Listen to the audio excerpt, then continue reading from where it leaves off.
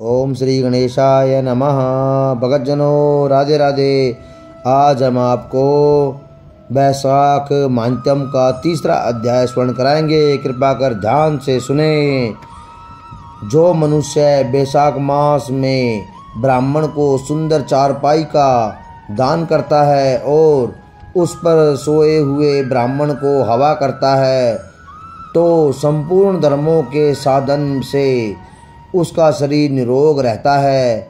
वह योगियों को भी दुर्लभ मोक्ष पद को पाता है।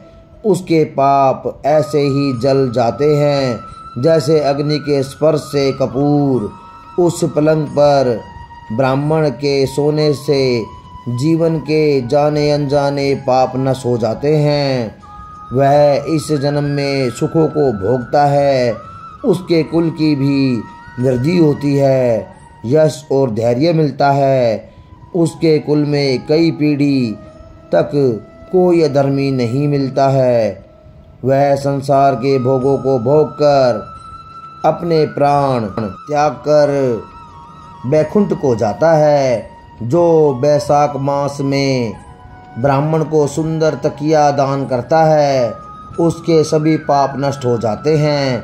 पृथ्वी का राज्य भोगता हुआ वह 7 जन्मों तक सुखी, धर्मपरायण तथा विजयी रहकर अपने 7 कुलों सहित मोक्ष को प्राप्त हो जाता है। बैसाख मास में आसन, चटाई, कंबल आदि का दान करना भी अति उत्तम है। उस पर बैठने और सोने वाला सुख प्राप्त करता है तो उस पुण्य के फल से दान करने वाला भी अकाल मृत्यु से छूटकर दीर्घजीवी होता है तथा मुक्ति पाता है। जो मनुष्य गर्मी के कारण दुखी ब्राह्मण को पतले वस्त्र दान करता है वह चिरंजीवी होता है। कपूर शरीर की गर्मी शांत करने वाला है, अतः उसका दान करने से भी परम गति प्राप्त होती है। जो पुरुष ब्राह्मण को फूल और कुकुम्भ का दान करता है वह सर्वभौम राजा होता है। जल से भीगी हुई चंपा तथा कुश का दान करता है वह सब पापों से दूर सर्व सुख भोग कर मोक्ष को प्राप्त होता है।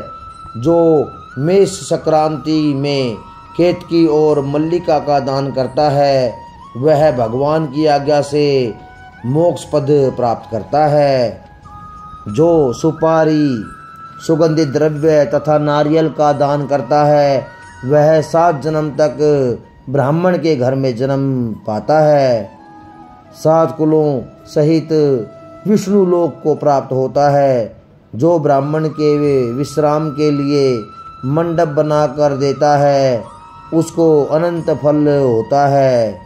जो छाया मंडप बनाकर बालू गिरवाकर प्याऊ लगाता है वह स्वर्ग का स्वामी होता है। जो रास्ते में बाग, तालाब, कुआं, बावड़ी, प्याऊ आदि लगाता है मानो धर्म उसका पुत्र ही है।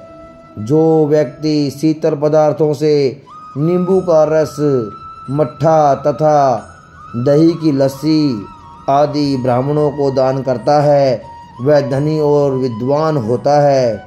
चावल का दान करने से लंबी आयु मिलती है। शुद्ध गाय का घी दान करने से अश्वमेघ यज्ञ का फल प्राप्त होता है। मेष संक्रांति में ककड़ी और गुड़ का दान करने से पापों का नाश होता है। सूर्य की तपन को शांत करने के लिए ईख का दान करने से अनंत पुण्य होता है।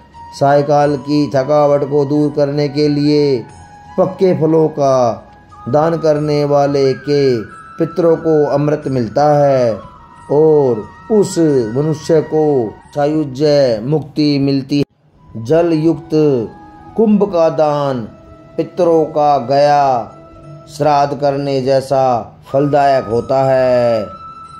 बैसाख मांत्यम का तीसरा अध्याय समाप्त। श्रीमन नारायण नारायण हरि हरि, भजमन नारायण नारायण हरि हरि। गोविंद बोलो गोपाल बोलो, राधा रमण हरि गोविंद बोलो। बोलो जय जय श्री राधे। बोलो वृंदावन बिहारी लाल की जय। विष्णु लक्ष्मी गणेश की जय।